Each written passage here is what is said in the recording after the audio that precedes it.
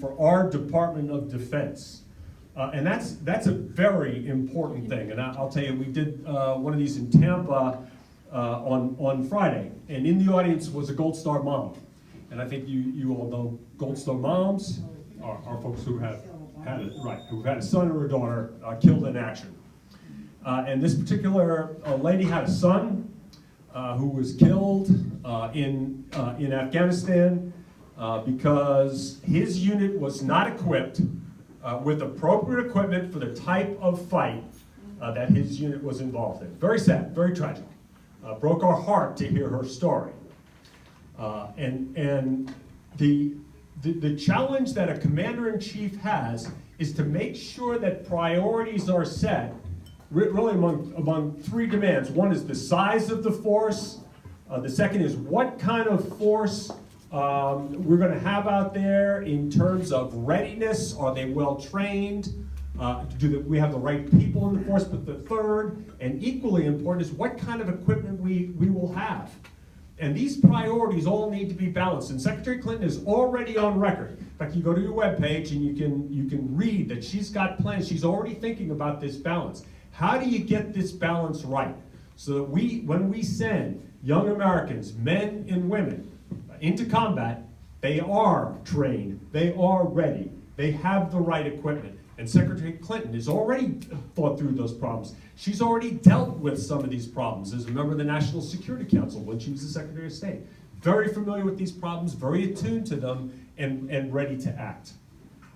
And then the third role for Commander-in-Chief, and this is the one that I think is maybe the most important. It strikes home to me, closest to me, as having been a combat commander, and I was a combat commander over and over again, but most recently in Afghanistan when I was a division commander, actually a division commander in Hawaii. I was right down the road from General Kennedy, right when she was doing all the great things in the military intelligence world, and she'd get all the information, all the intelligence, then she'd come to the operational guys and tell us what to do. So we were very well served by her and her brigade.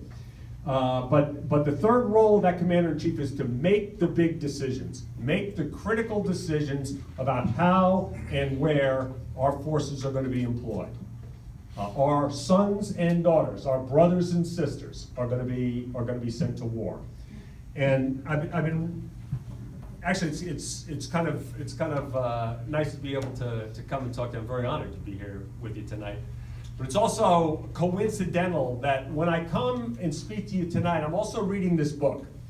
Okay, it's called The Strong Gray Line. Now, I did spend most of my time in the operational Army, but I also served as the Commandant of Cadets at the United States Military Academy at West Point. That's Army. Go Army. Go Army. Go Army. All right. Well, every year for the last 30 it's been bad. We've had a bad streak. I have to. We'll get together. We'll get that act together. Yes, sir. You're right. We'll deal with that. But this book right here is called The Strong Gray Line. It's written by some members of the class of 2004.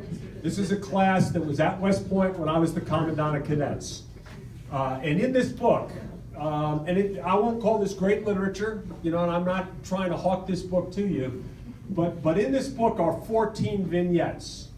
And each one of those vignettes represents one graduate of the class of 2004 that was killed in action, either in Afghanistan or in Iraq. Okay, and these were kids, these were men and women that were cadets when I was the commandant. They were kids that I brought up. They were kids that I commissioned and sent into the United States Army.